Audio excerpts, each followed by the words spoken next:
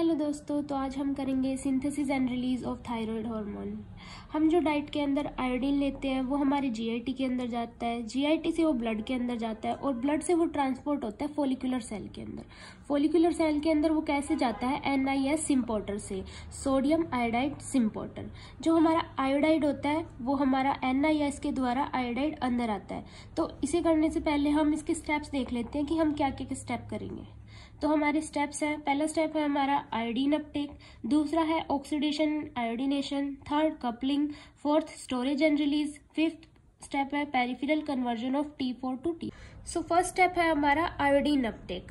जो हमारे थायराइड के सेल होते हैं उनके पास एक एक्टिव ट्रांसपोर्टर होता है, उसका नाम है NIS, सोडियम आयोडाइड सिम्पोर्टर। इस सिम्पोर्टर के द्वारा जो हमारा आयोडाइड होता है वो अंदर आता है हमारे फोलिकुलर सेल के अंदर। अब जो आयोडाइड अंदर आ गया है वो दोबारा ट्रैप हो जाता है, यहाँ पे ट्रैप हो जाता है वो फोलिकुलर सेल के अंदर। नेक्स्ट वो क्या होता है, ये जो ट्रैप्ड आयोडाइड होता है, जो ट्रैप्ड आयोडाइड होता है वो पेंड्रिन के थ्रू कहाँ पे पहुंचता है? कोलोइड के अंदर पहुंचता है। पेंड्रिन के थ्रू कोलोइड के अंदर आके क्या होता है, जो हमारा आयोडाइड होता है उसकी ऑक्सीडेशन हो जाती है। कौन से एंजाइम से? थायराइड परऑक्सीडेज एंजाइम से उसकी ऑक्सीडेशन हो जाती है, तो हमारा आयोडाइड आयोडीन की फॉर्म में कन्वर्ट हो जाता है। अब जो आयोडाइड होता है वो कंबाइन करता है थायरोग्लोबुलिन से, जिससे वो बनाता है MIT और DIT। थायरोग्लोबुलिन और कुछ नहीं, एक टायरोसिन की एक लंबी चेन है, ठीक है। और ये क्या बनाता है? MIT और DIT। MIT और DIT कैसे बनते हैं? MIT की फुल फॉर्म होती है मोनो आयोडो थायरोसिन और DIT की डाई आयोडो, ठीक है, डाई आयोडो टायरोसिन। तो अब ये MIT कैसे बनता है? एक टायरोसिन का मॉलिक्यूल और एक आयोडीन का। और DIT कैसे बनता है? यहाँ पे नाम से ही पता चल रहा है, DIT के अंदर डाई आ रहा है, ठीक है, डाई आयोडो मतलब दो आयोडीन, तो इसके अंदर दो आयोडीन और एक टायरोसिन, इससे बनता है MIT और DIT।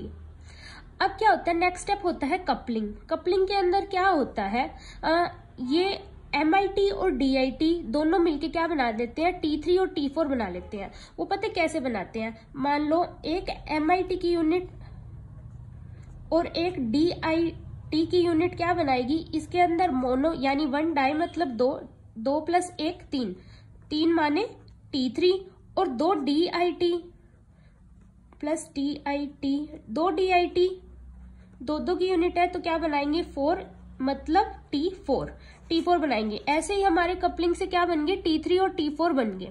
नाउ हमारा जो फोर्थ स्टेप है वो है स्टोरेज एंड रिलीज। इसके अंदर क्या होता है, जो हमारा थायरोग्लोबुलिन जो कंटेन करता है MIT, DIT, T3 and T4, वो क्या करता है? एंडोसाइटोसिस से फोलिकुलर सेल के अंदर जाता है।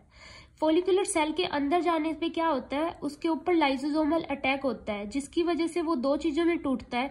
MIT एंड DIT अलग हो जाते हैं, T3 एंड T4 अलग हो जाते हैं। MIT एंड DIT का क्या होता है? डीआयोडीनेशन होता है, उससे वो दोबारा आयोडाइड की फॉर्म में होते हैं और रीयूटिलाइज हो।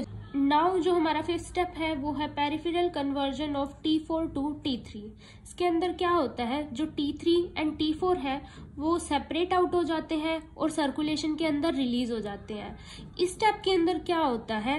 कन्वर्जन होता है T4 का T3 के अंदर। जो हमारा T4 है उसकी डीआयोडीनेशन होती है और वो T3 के अंदर कन्वर्ट हो जाता है। Thank you, and if you want to learn more concept like this, then do subscribe my channel.